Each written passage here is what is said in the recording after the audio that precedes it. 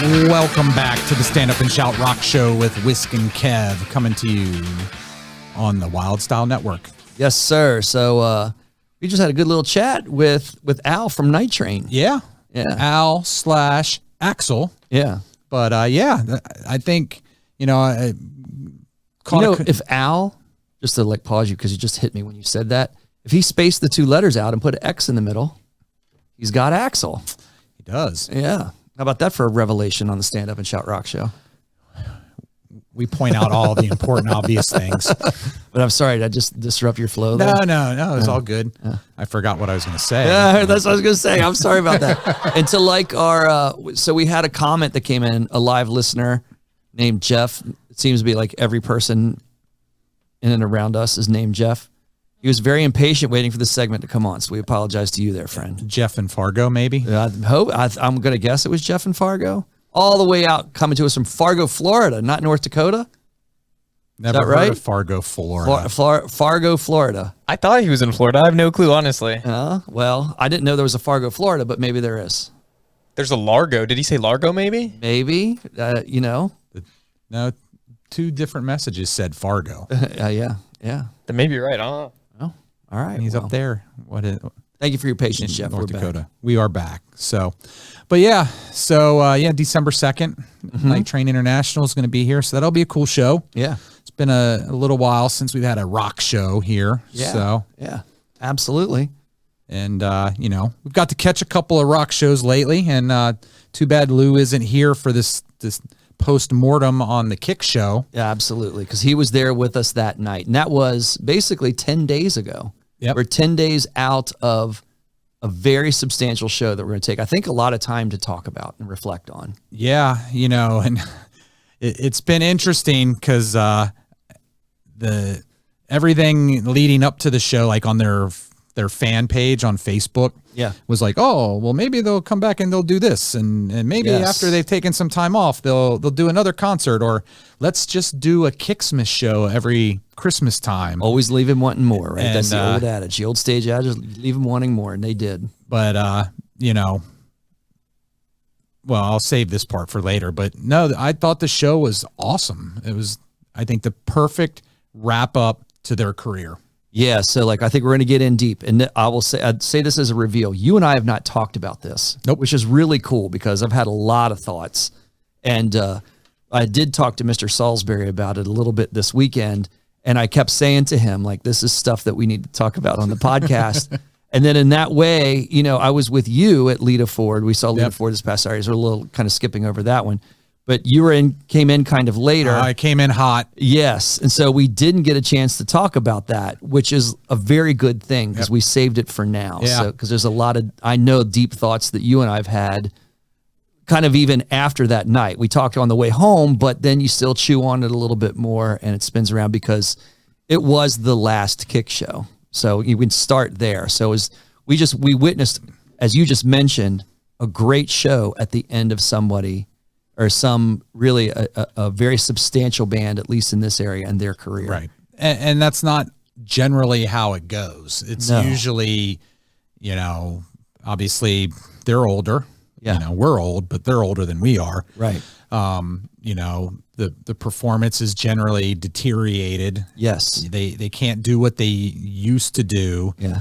And maybe to a certain extent they couldn't at this point in time, but read an article or two where Steve Whiteman talked about how he had to teach himself to sing differently. Yes. So that he could still pull off certain songs. And, I will give them full props.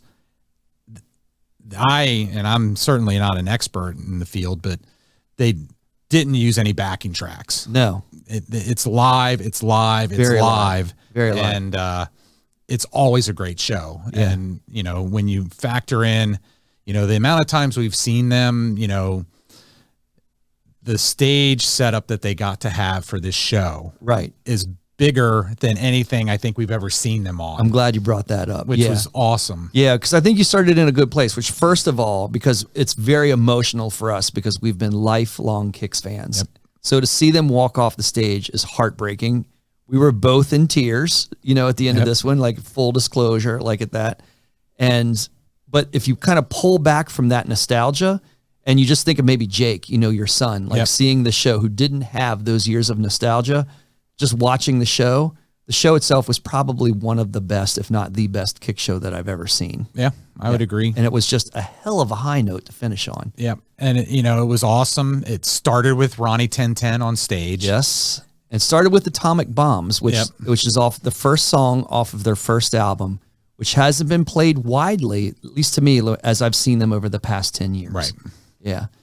Yeah. And went into one of our favorite songs. We both are mutually agreed on this song that we love the kid. Yep. And that was the second song that was played. And then, of course, it was Ronnie Youngkin's back at it again on stage, who was soloing and bringing in that song. And that it was a double whammy, right? It brings in the nostalgia, but then if you're not even partial to that nostalgia, it just sounds awesome. Yep. Like if you're Jake and watching it, and it's just, you're seeing like just a bitchin' rock solo going into a bitchin' song. Well, yeah, and he hadn't been with the band since we saw him the first time during COVID at the Frederick Drive-In, that show. Yep. And then when we went the second time, that was when he left the band. Yeah. So, for my son Jake, who's a huge KIX fan himself, at 27, he never saw him. Exactly. So, it was a hell of a year and a hell of a ride. Like that was a reflection that I had, over the past week that, it was less than a year ago that we saw them. You and I saw them at the Tally Ho, and we're very close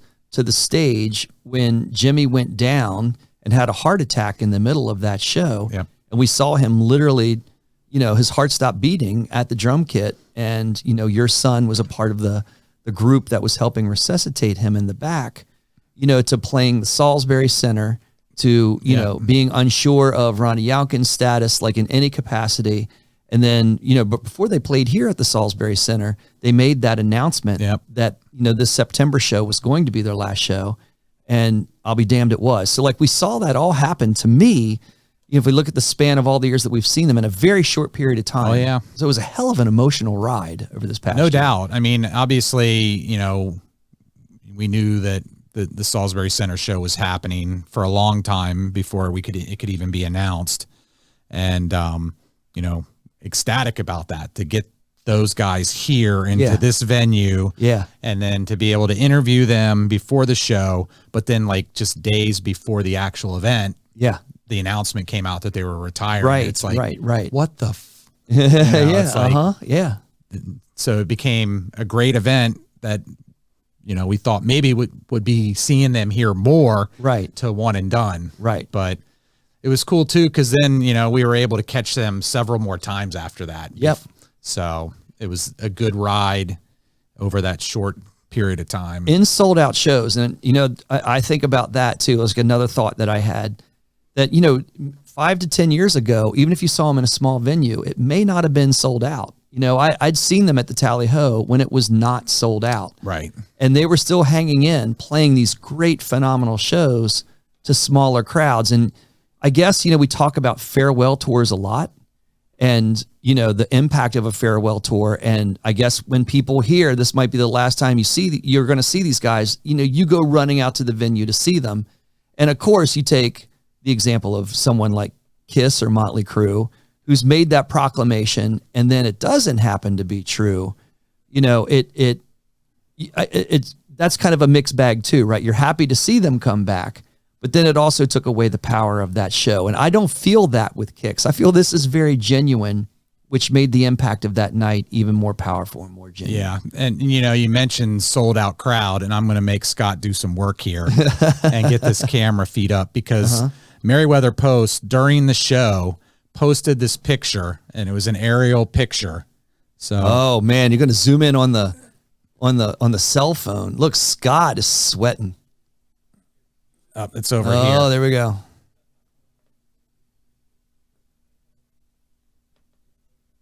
Yeah. Might be hard to see, but it is Meriwether. Almost like it would be Meriwether if Taylor Swift was there. Right. It's the venue, and it was nuts to butts from the stage to the back of the lawn. Right. Never, ever Right. ever. That's cool. Merriweather been like that when I've been there. Right. But well, we saw Aerosmith and Guns N' Roses. And we did, but it wasn't. It was. You think that was crowded. fuller? Absolutely, this was more full than. I mean, when I we was saw Aerosmith. 17 years old, so I don't know. I mean, there were other things going on that night too.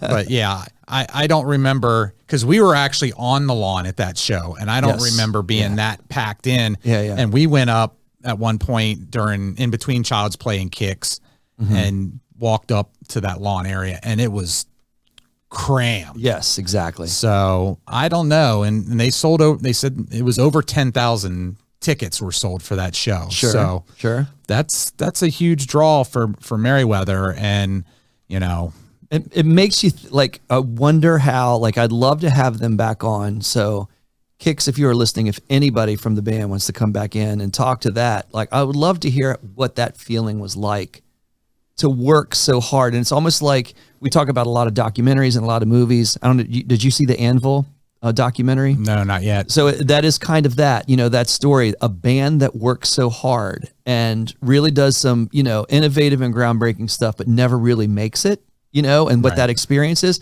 In some degrees not, but some degrees KIX is kind of that way. Like I said, 5 to 10 years ago, you could walk into the Tally Ho, like on the night that they were playing and find a ticket there. Yep. But, you know, to move to like the crowd that you just showed, like what that must have felt like on the final night. I would love to hear like their feelings and thoughts, you know, as that night was happening. Well, yeah. And as you know, and I think a lot of people from this area know, you know, the M3 festival every spring, they generally headline the first night. Sure. And I don't know that it was ever that full for those shows either. And they headlined because they were the local draw. Right. And you know, the promoters knew they were going to pull a crowd in. Right. But I don't know that they were expecting this crowd. And I think it's just a huge testament. And I saw posts, you know, people came in from Hawaii and all over the country. Well, remember we met the guy from LA. Yep. You know, we talked to like him and his crowd for a while, and he was specific to that. He's like, I was not going to miss these guys. Right. Makes me think when we're talking with, you know, the Night Train, you know, a tribute crew, and it makes me think, to me, what I commonly see in a documentary, I've seen it several different documentaries. When we talk about our documentaries, we saw it in I Want to Rock, is the latest one, at least I noticed. Of course, I'm sure you noticed too, was the marquee out in front of the Troubadour. Yep. Where Guns N' Roses is opening for KIX. Yep. You know, and it's, you know, you just kind of see that, you know, all over, and you know they had this like long impact for a long period over a long time. Well, even Al mentioned, you know, KIX was he did. a band. I heard that. Yes, I caught that too. Yeah. So that was, you know, they've got a legacy, and I think as much as people want to say, you know, well, they'll be back, you know, right. But I mean, I think they've earned their retirement. It sounds like they are. This isn't going to be Motley Crue. No. 6 years from now. No. There's actually an auction tomorrow night, I think, or this weekend, where they're auctioning off stuff. Right. Like Steve's harmonicas are one of the items to be auctioned. Wow. And they're labeled which songs he used and played them on. Oh, very cool. So I did not know that. That is fantastic. That there's been a few posts. So, you know, the Girl Money, sunglass, all kinds of stage props and their wardrobe pieces. And they guess they just don't want that shit anymore. Kind of, I guess, you know, you quote Steve Whiteman's, at least his attitude, right? You know, paraphrase his attitude on the night, like he was done and he's passing it all on. Yep. So it's unfortunate, but you know, we have the memories and the music that will live on forever. So. Sure. One thing that like I feel like I have to explain, because I know people who are even, you know, they're into heavy and hard rock or consider themselves metalheads, is, you know, wrapping their heads around KIX and why KIX, and it is kind of interesting that regionally, you know, they had that kind of draw where so many people, obviously we're talking about people from out of town, but I would say most of that crowd was from this Baltimore, DC area. Sure. And the impact that they've had on the Baltimore, DC area is kind of phenomenal. And I was talking to Jeff Salisbury about this on Saturday night, and how that didn't necessarily translate into other parts of the country. And I don't know why. Like, I don't know if you ever saw, there was a documentary 10 to 15 years ago. It was called Metal, A Headbanger's Journey. And it was put together by a sociologist. And he was, you know, PhD as a sociologist. And he looked at metal from a sociologist lens, which was really cool. why it draws in the community that it does and the groups of people that it does, and why it appeals to even people in different regions in different ways. And of course, then the subgenres of metal that evolve from it, like why you would have something like Norwegian death metal and why that's specifically Norwegian and why it's not Canadian death metal, you know, kind of deal. And why KIX took off so well. And obviously they're local, but they really, to me, reflected a lot of the musical tastes in this local area, and why that resonates with people. You know, that would be a great thesis if you're, you know, into that kind of, you know, kind of research and study.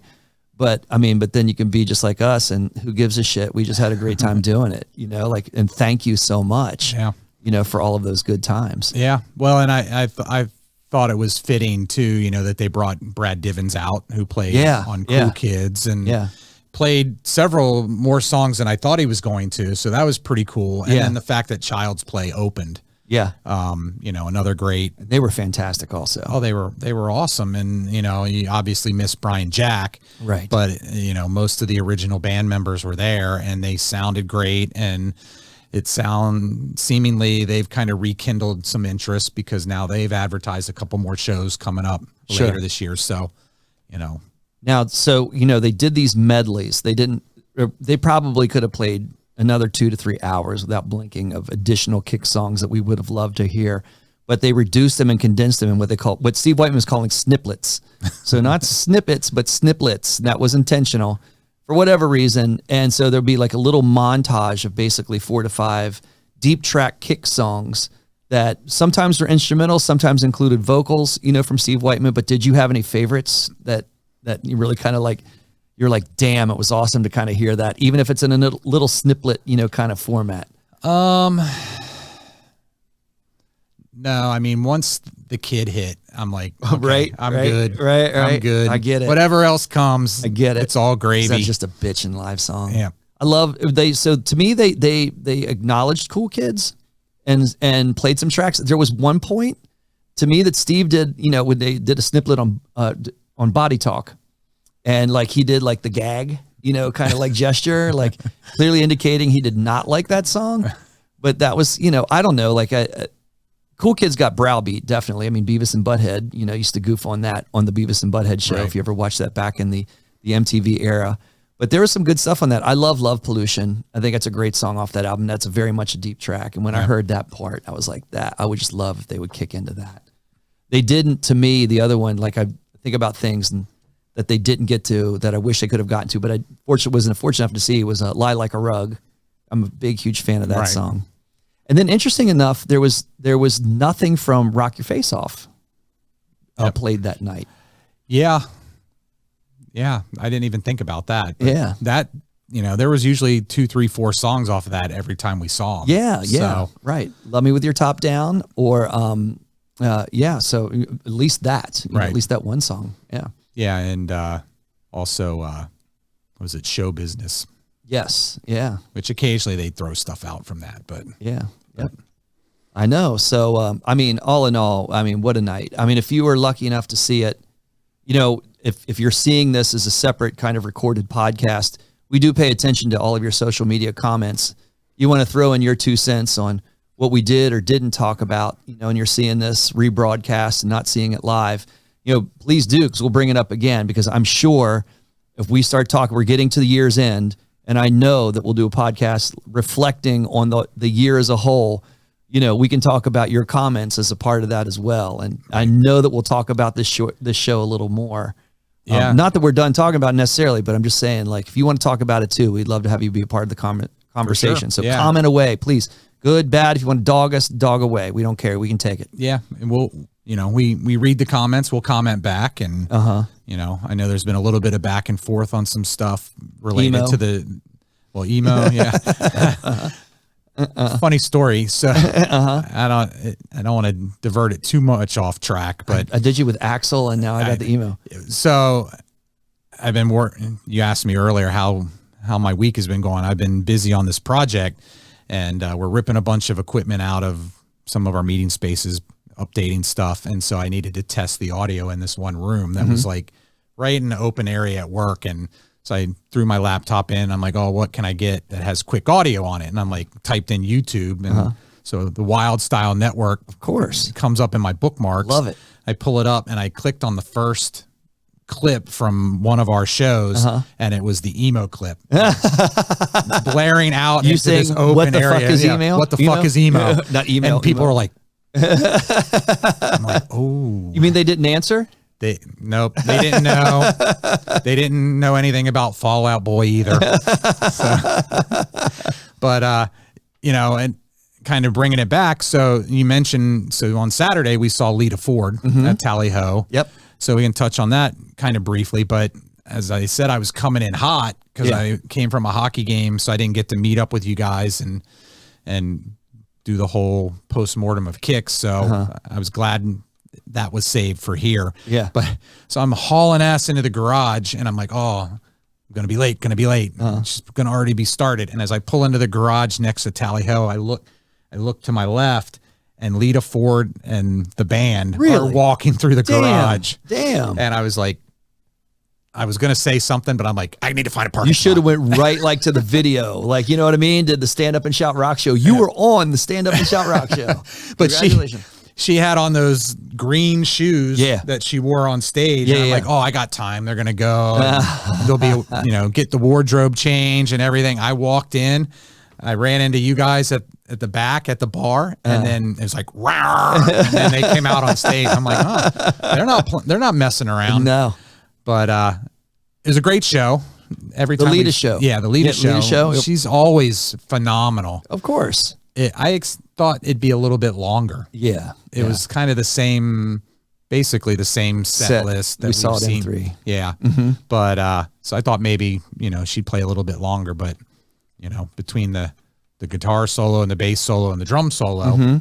I love it. We posted a little clip up as a reel. We caught a little bit of that, we were doing Cherry Bombs from the Runaways, and I'm a big Runaways fan. So that was really just slick to see. And yeah, so happy to see that. And I'm also, I'm not going to dive on this now, but she also played Only Women Bleed, which I'm a huge fan of her version of that song. And I'm just going to leave it at that. Yeah. Well, and we talked about, so on one of the next episodes, which may be a few weeks from now. Out of the bag. I'm going to tease it now. All right. We're getting ready to wrap up. All right. So we're, Loudwire put out an article, the top 12 rock and metal cover songs. And so we'll start planning it and be ready for it, but a bottoms up. Yes. Our top 10 favorite cover tunes. Yes. I love it. That's good. So you can get yours together and again, be part of the conversation, make the comments, join us live. Either way, we want to hear from you. Yeah. So we'll certainly be advertising it. I think there's, we've been going every other Wednesday night generally with our live versions, but we'll be taking a couple weeks off due to some work, personal My fault. stuff. I'm going to be out of town next couple of weeks, so you will see us in another month. Yeah, so I'm glad we got to talk about KIX though. Yeah. I know, right? I know. So we'll have plenty of time to prep, and we'll be putting up information on the Facebook page, all our socials, and on the website. When we're gonna have that next episode, and hopefully tune in and get involved. Absolutely, and I don't know. I think I'll probably be thinking about this KIX show for another 6 months solid. And it's just amazing to think, another term that I'm going to steal from Tribe Called Jess, and I know they talk about it very differently, but I'm going to steal it from them as body count. So and then look, I just got snapped heads from everybody in the production studio because evidently they're referencing body count in the same way that Tribe Called Jess does. But we're going to talk about it in a rock and roll way. I guess that Tribe Called Jess way is somewhat rock and roll too, but we'll talk about it in terms of, what do you think your body count is for the amount of times you've seen KIX? I don't know. Yeah, I know, right? Really? That's impressive. I have an undefined body count for that too. That's impressive. Yeah, I would. It's got to be up at least in the 30s. I would say that we're beyond that. Insane. I would say that because they were so accessible. I said, I think that's probably why so many people have so many great memories of KIX. How many times, I don't know, the body count of people in that crowd that saw them at Hammerjacks, just at Hammerjacks, back in the days when Hammerjacks was at its peak, in the late 80s, early 90s. And they were the act for Hammerjacks. And there were long stretches when Jax was around. Right. That they played there every month. Right. So, just Jax shows alone. Right. It's got to be 10 to 15. Easy. Right. Well, that's what I was going to say, Kevin. I say that we were looking at least 50. Yeah. Yeah. I mean, you had your 21st birthday at a KIX show. I did. Yeah. I saw that with someone had posted that ticket up. That was at Jack's. Oh yes. Yeah, that one. Yeah. Although someone posted evidently you had several 21st birthdays. on my birthday. So someone had posted you remember the infamous show at Patriot Center when you were Oh yeah. So that was probably like, I'm glad you brought that up. That was on my birthday. Okay. That was actually on your birthday, but both times it was on my birthday. Okay. 21st birthday was Gotcha. Yeah, that was at Jack's. I think that that was the Patriot Center on the, Blow My Fuse tour. Probably their biggest crowd that I had seen outside of this crowd in their final show. Because the Patriot Center was sold very well that night. Yeah. But there's no doubt that Merriweather holds more. So there's no doubt that this was the biggest show you have to go all the way back then to 1989 when we saw that at the Patriot Center on Blow My Fuse. Yeah. Well, and someone had posted a couple days before this last show, list all the places you've seen them at. Yeah. And so I started doing that. Yeah. Chalet Acres, Warner Theater, Yeah. Burris Hall at Virginia Tech. Right. Hagerstown Speedway for me. Like that's one of the, people ask me about like your top 10, top 3, top 1 shows of all time. That's at least in my top 10. I will never forget them playing off the back of a flatbed truck in Hagerstown Speedway. Right. That was just, and that's a part of it, right? That they blew away the back of a truck, a flatbed truck, and called it a stage. And it was just as good as anything I'd seen on any substantially huge side stage. It was the best thing short of It's Not Love by Exactly. They weren't moving though. They weren't driving through true. Down Sunset Downtown. Boulevard. Yeah. Right. But yeah, I mean, just different venues is in the 15 to 20. Yeah. Okay, here we go. Social media snippet, because I see our social media people out there. What is your body count? What is your body count for KIX? Give us your KIX body count. We want to hear it. Because we don't have a body count. We don't know what our body count is. It's so damn high, but what is your KIX body count? Yeah. Post it on our webpage or on our TikTok page. All right, we got like the social media people are like wired now. They love that. Awesome. All right. That's might be the one place where we beat Jess. That's where our body count. No offense, Jess. I don't know. I'm sorry if that came out the wrong way. Yeah, I'll shut up now. It's time to end the show. It is, and Jess will be in here soon with her show, and definitely check out Tribe Called Jess, Notebook Wagering, all the different shows on the Wylde Style Network, and like we said, we'll be back in a couple of weeks. We'll be back in a month. Unfortunately, it'll be a month. I know, because we're every other week, right? So, but it's going to be a great show when we come back. Of course, absolutely. So, we'll do something for Halloween. Awesome. Yeah. Thanks. See ya.